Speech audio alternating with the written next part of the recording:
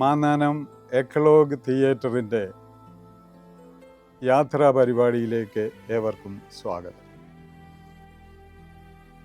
യാത്രാ പരിപാടിയിൽ ചാവറയച്ചനോടൊപ്പമാണ് നമ്മൾ. ചാവറയച്ചൻ്റെ വലിയ തറവാട്ടിലേക്കാണ് നമ്മുടെ നടത്തം. ക്രിസ്താബ്ദം 52 കാലഘട്ടത്തിൽ തോമാശ്ലീഹ ഇവിടെ വന്നതിൻ്റെ ഓർമ്മയിലേക്കാണ് നമ്മൾ പോവുക. യേശുവിൻ്റെ ശിഷ്യന്മാരിൽ 12 ശിഷ്യന്മാരിൽ ഒരുവനായ തോമാശ്ലീഹ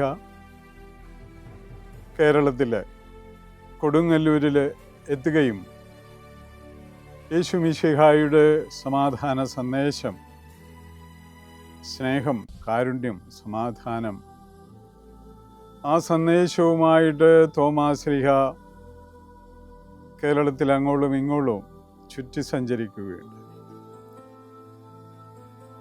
പാലയൂരുള്ള പ്രഗത്ഭമായിട്ടുള്ള 3 കുടുംബങ്ങൾ തോമാശ്ലീഹയോട് ഒപ്പം ചേർന്നു.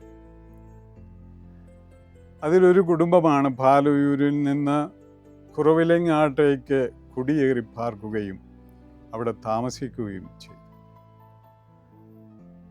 ആ പാലയൂരിൽ നിന്ന് പുറപ്പെട്ട് കുറവിലങ്ങാടെത്തിയ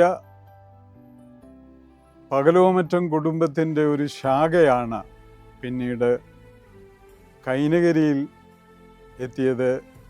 അങ്ങനെ കൈനകരിയിലെ മുക്കാട് എന്ന് പറയുന്ന സ്ഥലത്ത് വന്ന് താമസിക്കുകയും കാളാശ്ശേരി, മീനപ്പള്ളി, മാമ്പറ, ചാവറ, കളീപ്പറമ്പ്, വള്ളോന്തറ എന്ന കുടുംബങ്ങൾ അതിൽ നിന്ന് ഉത്ഭൂതമാവുകയും ചെയ്തു. അതിൽ പടിഞ്ഞാറേ ചാവറയും കിഴക്കേ ചാവറയും.